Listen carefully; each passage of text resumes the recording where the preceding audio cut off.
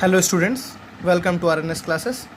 इस लेक्चर में हम क्लास 9th के मोशन के इक्वेशंस ऑफ मोशंस के बारे में बात करेंगे। ठीक है, हमने पिछले लेक्चर में एक्सेलरेशन तक डिस्कस किया था।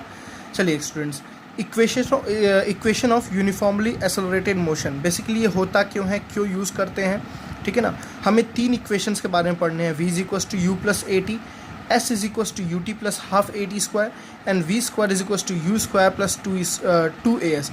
बेसिकली स्टूडेंट्स, आपको अगर मैं बताऊं तो ये तीनों जो इक्वेशंस हैं ये आपके क्लास 9 से लेके जितनी भी आप हायर स्टडीज़ पढ़ेंगे, फिज़िक्स में आप जिस लेवल तक पढ़ेंगे, मैं बता रहा हूँ फिज़िक्स में आप जिस लेवल तक पढ़ेंगे ये आपको यूज़ होने वाला है। ठीक है ना, ये ऐसे चैप्टर्स हैं फिज़िक्स के, ये ऐसे टॉपिक्स हैं फिज़िक्स के जो आपको कभी पीछा नहीं छोड़ेंगे अगर आप फिज़िक्स से जुड़े हुए हैं तो। अगर आप मैथ्स से भी जुड़े हुए हैं, केमिस्ट्री भी से जुड़े हुए हैं तो ये कुछ टॉपिक्स कभी आपके साथ नहीं छोड़ते हैं। ठीक है ना, बहुत ही इंपॉर्टेंट टॉपिक्स हैं। बेसिकली पहली बात तो ये फार्मूलाज बनाए क्यों गए हैं, ये इक्वेशंस बनाए क्यों गए हैं, मैं उसके बारे में बात करता हूँ। अभी तक स्टूडेंट्स आपने देखा है इनिशियल वेलोसिटी को u से रिप्रेजेंट करते थे, फाइनल वेलोसिटी को v से रिप्रेजेंट करते थे, टाइम को t से रिप्रेजेंट करते थे, डिस्टेंस को s से रिप्रेजेंट करते थे, एक्सेलरेशन को a से रिप्रेजेंट करते थे। अब स्टूडेंट्स इन सारे जो हमने 5 टर्म्स देखे गए, स्पीड और वेलोसिटी मैंने एक ही बताया है, इन 5 टर्म्स को जो हमने देखे हैं, इस 5 टर्म्स का जो रिलेशन होता है स्टूडेंट्स, आपस में जो कंबाइंड रिलेशन होता है वो हमें ये बताता है तीनों इक्वेशन ऑफ मोशंस। ठीक है, वो हमें ये तीनों इक्वेशन ऑफ मोशन, जैसे पहले इक्वेशन में देखिए, पहले इक्वेशन में किस किस में रिलेशन है स्टूडेंट्स, v में, u में, a में और t में, final velocity, initial velocity, acceleration and time. दूसरे वाले इक्वेशन में डिस्टेंस में, इनिशियल वेलोसिटी में, टाइम में और एक्सेलरेशन में। और लास्ट वाली इक्वेशन में स्टूडेंट्स फाइनल वेलोसिटी में, इनिशियल वेलोसिटी में, एक्सेलरेशन में और डिस्टेंस में। ठीक है ना, आपको अलग अलग रिलेशंस बताते हैं जिसके हेल्प से हम न्यूमेरिकल, ये बेसिकली बहुत ही इंपॉर्टेंट है न्यूमेरिकल्स पर्पस के लिए।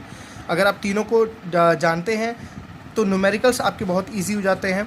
और दूसरी बात, एग्ज़ाम पॉइंट ऑफ व्यू से ये तीनों के डेरिवेशन ज़रूर आते हैं। इसके डेरिवेशन आप 2 तरीके से पढ़ते हैं, एक मैथमेटिकली एंड ग्राफिकली। अभी हम ग्राफिकली जैसे इसको ख़त्म करेंगे तीनों इक्वेशन ऑफ मोशन, तो हम ग्राफिकली पे आएंगे। पहले आपको ग्राफिकली पे सारे वेलोसिटी को, स्पीड को, टाइम को समझाएंगे, उसके बाद हम इक्वेशन ऑफ मोशंस को भी ग्राफिकली डिस्कस करेंगे। ठीक है, अभी हमें बात करना है मैथमेटिकली, मतलब किसी बॉडी की कंडीशंस को लेते हुए इसको प्रूव करना, ये इक्वेशन कैसे आया या ये इक्वेशन कैसे आया, ये इक्वेशन कैसे आया। ठीक है स्टूडेंट्स, तो कैसे क्वेश्चंस पूछे जाते हैं। पहली बात, आपसे कोई ये क्वेश्चन पूछे इसको क्यों बनाया गया, तो इसको बनाया गया है न्यूमेरिकल्स को सॉल्व करने के लिए, या हमने जितने टर्म्स पढ़े हैं वेलोसिटी, स्पीड, टाइम, इसके बीच में रिलेशंस के लिए। ठीक है स्टूडेंट्स, कितने तरह के इक्वेशंस हैं, 3 तरह के इक्वेशन है। First equation of motion is v is equals to u plus a t. Second equation of motion is s is equals to u t plus half a t square. Third equation of motion is equals to v square equals to u square plus 2as। ठीक है, सबसे पहला हम बात करते हैं mathematically में पहले इक्वेशंस की। इस लेक्चर में हम फर्स्ट इक्वेशन ऑफ मोशन को डिराइव करेंगे बाय मैथमेटिकली। तो स्टूडेंट्स देखिए, हम एक कंडीशन लेते हैं, हमारे पास एक बॉडी है, इसकी जो इनिशियल वेलोसिटी है वह u, कुछ देर के बाद, कुछ टाइम के बाद, आफ्टर टाइम t, उसकी फाइनल वेलोसिटी कितनी हो गई v, और u से v जाने में उस बॉडी ने यूनिफॉर्म एक्सेलरेशन किया a। क्या किया, यूनिफॉर्म एक्सेलरेशन किया a। तो अब देखो students, a body having initial velocity u after time t with a uniform acceleration a, it's final velocity becomes v। ठीक है ना, कुछ देर के बाद उसकी फाइनल वेलोसिटी कितनी बन गई v, t टाइम के बाद। तो स्टूडेंट्स अभी हमने एक्सेलरेशन पढ़ा है, एक्सेलरेशन का फॉर्मूला क्या होता है, एक्सेलरेशन हमने पढ़ा था change in velocity, change in velocity upon time taken. Please आप डेरिवेशंस को 2 बार 3 बार सॉल्व करके चेक करिए, क्योंकि 4 से 5 नंबर में, 3 नंबर में इससे क्वेश्चन ज़रूर आते हैं। जितने भी मैक्सिमम मार्क्स से क्वेश्चन आते हैं वो इसके क्वेश्चन ज़रूर पूछे जाते हैं। ठीक है, एक्सेलरेशन को हमने रिप्रेजेंट करते हैं a से। चेंज इन वेलोसिटी का मतलब स्टूडेंट्स हुआ final velocity minus initial velocity upon time. ठीक है, तो a acceleration as it is, final velocity कितनी है v, इनिशियल वेलोसिटी कितनी है u, अपॉन टाइम कितना है t, ये आपका था एक्सेलरेशन। ठीक है ना, अब मैं स्टूडेंट्स अगर इस t को इधर ट्रांसफ़र कर दूँ तो क्या आ जाएगा, a t is equals to v minus u, और इस u को उठा के किधर भेज दूँ, इधर, तो ये u इधर माइनस में इधर आएगा तो क्या हो जाएगा, प्लस में। तो u plus a t is equals to क्या आ गया, v।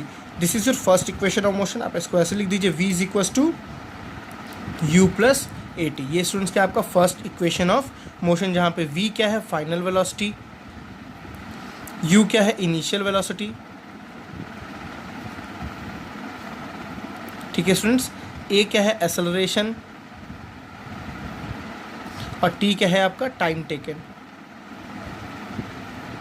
समझ आया ना? तो आपने क्या देखा, फर्स्ट इक्वेशन ऑफ मोशन क्या था, एक बॉडी थी, उसकी इनिशियल वेलोसिटी u थी, कुछ देर बाद उसकी फाइनल वेलोसिटी कितनी हुई, टाइम v हो गई, t टाइम ट्रेवल करने के बाद।